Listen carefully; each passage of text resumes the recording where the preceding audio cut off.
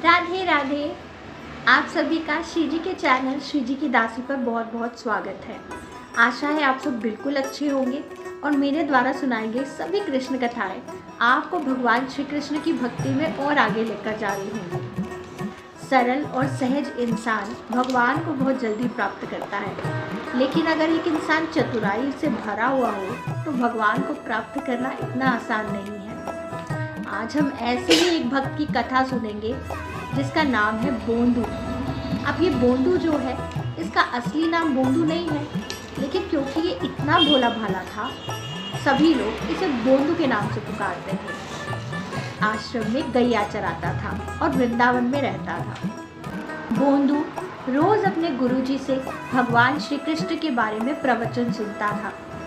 उनके गुरुजी रोज भगवान श्री कृष्ण का वर्णन करते थे।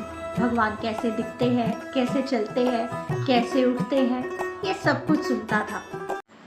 मोर मुकुट माथे, हाथ में लकोट साजे, गलवन माल सोहे, पतली कमर रे। मोर मुकुट माथे, हाथ में लकोट साजे, गलवन माल सोहे, पतली कमर। आहा, बोंदू के गुरुजी ने जब ये भाव प्रकट किया और बोंदू को ये बताया कि भगवान श्री कृष्ण मोर मुकुट पहनते हैं, हाथ में लकुटिया पकड़ते हैं, बांसुरी पकड़ते हैं और उनकी पतली सी कमर है, तो बोंदू ये सुनकर अपने गुरुजी से पूछने लगा, गुरुजी, हाथ पे बांसुरी पकड़ के, लकुटिया पकड़ के वो जाते कहाँ हैं? तो उसके गुरुजी ने बताया, भांडीर वन जाते हैं गैया चराने के लिए। बोंदू के मन में ख्याल आया कि अच्छा, तो हमारे ठाकुर जी रोज यहाँ आते हैं, अब तो मैं भी भांडीर वन जाऊंगा और उनसे मिलूंगा। अगले ही दिन बोंदू भांडीर वन में गैया चराने चला गया। जैसे ही वहां गया तो चारों ओर नजर घुमाकर देखने लगा कि ठाकुर जी कहीं पर है या नहीं। फिर एक कदम के पेड़ के नीचे जाकर बैठ गया और वहां पर ठाकुर जी की प्रतीक्षा करने लगा। चारों ओर गैया ही गैया। अब ठाकुर जी भी ऐसे हैं कि जो भोला भाला इंसान होता है उससे रीझ जाते हैं, उसे जल्दी प्राप्त हो जाते हैं। बोंदू ने देखा कि सामने से गैया का एक झुंड आ रहा है और गैया के झुंड के पीछे भगवान कृष्ण ठीक वैसे पीताम्बरी पहने हुए, लकुटिया हाथ में लिए हुए, पतली सी कमर और पीले वस्त्र धारण करके वहां से आ रहे हैं। बोंदू भगवान को देखकर बिल्कुल भाव विभोर हो गया। भगवान जैसे ही उसके समीप आए, बोंदू ने उन्हें प्रणाम किया और प्रणाम करके पूछने लगा, आप ही नंदनंदन हैं जिनका वर्णन मेरे गुरुजी करते हैं? भगवान बोले, हाँ बोंदू, मैं ही नंदनंदन हूँ। ठाकुर जी, आप कितने सुंदर हैं। इतना सुंदर वर्णन तो मेरे गुरुजी ने भी नहीं किया था, जितने सुंदर आप सहज में लगते हैं। ठाकुर जी बोंदू के पास बैठ गए और उससे कहने लगे, अब इतनी दूर गैया चराने आया है तो क्या कुछ खाने के लिए लाया है या ऐसे ही चला आया है? बोंदू ने तुरंत अपनी छोटी सी झोली खोली और उसमें जो भी पड़ा था भगवान को अर्पित किया। भगवान भी बोंदू की झोली से अन्न उठाकर खाने लगे। ठाकुर जी बोंदू के द्वारा दिया गया भोजन ग्रहण कर रहे हैं। बोंदू ठाकुर जी से पूछता है, ठाकुर जी, कुछ और लाओ आपकी सेवा में? ठाकुर जी कहते हैं, नहीं बोंदू, अब जो बचा है सो तू खा ले।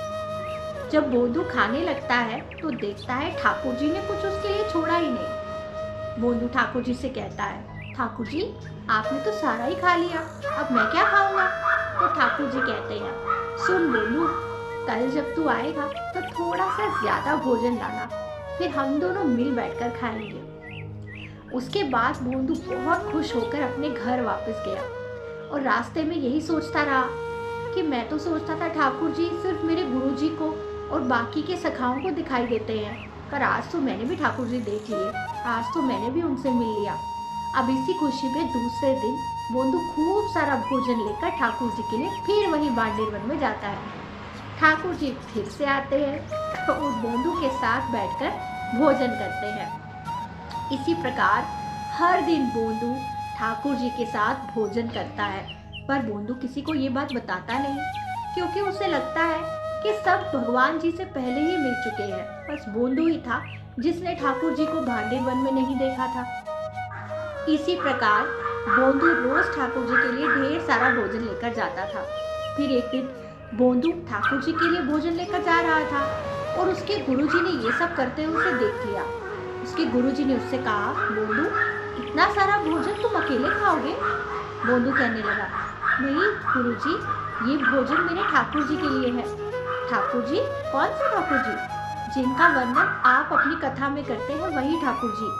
अब आपको तो रोज ही दर्शन देते होंगे, पर मुझे तो बस भोजन खाने के लिए ही मिलते हैं। बस उन्हीं के लिए इतना भोजन लेकर जा रहा हूँ। उसके गुरुजी ने और उस सखाओं ने जब ये बात सुनी तो वो सब सोचने लगे, कहने लगे, गुरुजी ये बोंदू है, झूठ बोल रहा होगा।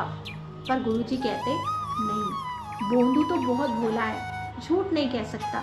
अच्छा बोंदू बताओ, तुम्हारे ठाकुर जी दिखते कैसे हैं? तो बोंदू कहने लगा, मेरे ठाकुर जी बिल्कुल वैसे दिखते हैं जैसा आपने वर्णन किया था। पीताम्बरी पहने हुए, पीले वस्त्र धारण किए हुए, मोटे मोटे कजरारे नयन, और पता है जिस तरह से आपने वर्णन किया था उससे भी ज्यादा सुंदर है ठाकुर जी।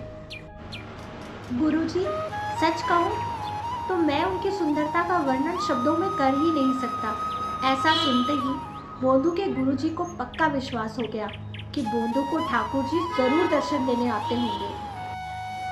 गुरुजी ने बोंदू से कहा, बोंदू अब जब भी तुम भांडेर वन जाओगे तो ठाकुर जी को अपने साथ लेकर आना।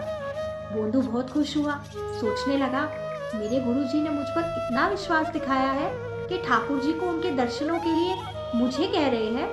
अब तो मैं जरूर ठाकुर जी को अपने संग लेकर आऊंगा। इसी प्रकार खुश होकर प्रसन्न चित्त से बोंदू भांडेर वन गया। जैसे ही बोंदू भांडेर वन गया और ठाकुर जी के साथ भोजन करने लगा तो भोजन करते करते बोंदू ने ठाकुर जी से कहा, ठाकुर जी आज आपसे एक निवेदन है, आप मेरे गुरुजी से मिलने चलेंगे? वो आपसे मिलना चाहते हैं और उन्होंने मुझे आपके लिए ये संदेश दिया है कि आज आप मेरे साथ ही हमारे आश्रम में चले। ठाकुर जी ने बोंदू को बहुत समझाया, देख बोंदू, मैं तेरा मित्र हूँ, इसी कारणवश तेरे साथ भोजन करने यहाँ पर आता हूँ, पर मैं तेरे गुरु का मित्र नहीं हूँ। भांडेर वन से आगे मैं कहीं भी नहीं जाऊँगा। बोंदू ने भगवान से बहुत प्रार्थना की, पर ठाकुर जी ने बोंदू की कोई बात नहीं सुनी और उसे समझाया, देख बोंदू, तू बहुत सीधा साधा भोला है, इसलिए मैं तुझसे मिलने आता हूँ। बाकी तो सभी मनुष्य बहुत ही चतुर हैं। मैं किसी और के पास नहीं जाना चाहता, बस भांडेर वन में ही तुझे मिलूंगा। बोंदू को बहुत गुस्सा आया। क्रोध में आकर बोंदू ने भगवान के हाथ से भोजन छीन लिया और कहने लगा, अच्छा तो ये दिया हुआ भोजन भी मेरे गुरुजी का है। यदि आप मेरे गुरुजी से प्रेम नहीं करते तो मैं भी आपसे प्रेम नहीं करता। मेरे गुरुजी ही थे जिन्होंने आपके बारे में मुझे बताया था, जिन्होंने आपसे मुझे प्रेम करवाया था, आपका वर्णन किया था। अब यदि आप मेरे गुरुजी की नहीं तो मैं भी आपका नहीं। मैं जा रहा हूँ और फिर कभी नहीं आऊँगा। ठाकुर जी ने बोंदू को बहुत रोका। जब वो बोंदू को रोक रहे थे तो बोंदू पीछे मुड़ के भी नहीं देख रहा था और कह रहा था, ठाकुर जी अब तो मैं पीछे मुड़ के भी नहीं देखने वाला। यदि आपको साथ चलना है तो मेरे साथ चलिए, वरना मैं कभी वापस नहीं आने वाला। ये सुनकर ठाकुर जी की आंखों में अश्रु आ गए और वो रोने लगे और भाग के बोंदू के कंधे पर जा चढ़े और कहने लगे, बोंदू तुझे मुझे जहाँ लेकर जाना है वहाँ लेकर जा, लेकिन मुझे इस प्रकार छोड़ के मत जा। बोंदू बहुत प्रसन्न होकर ठाकुर जी को अपने साथ अपने आश्रम ले गया। जैसे ही वो आश्रम गया तो बोंदू के गुरुजी ठाकुर जी को देखकर मूर्छित हो गए। जब उन्हें होश आई तो ठाकुर जी को सामने बैठा पाया और बोंदू ठाकुर जी के बिल्कुल साथ बैठा था। गुरुजी ने बोंदू को प्रणाम किया। गुरुजी ठाकुर जी से कहने लगे, ठाकुर जी मैंने अपना घर परिवार सब त्याग दिया पर आज तक आपके दर्शन ना कर पाया। पर बोंदू अपनी सरल सहज और भोलेपन के कारण आपको एक ही क्षण में प्राप्त कर गया।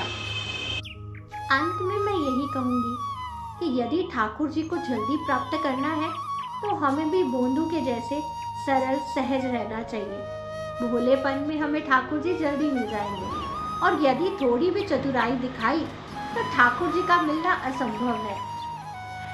आशा है आप सबको मेरे द्वारा कही ये बोंदू की कथा बहुत अच्छी लगी होगी। राधे राधे।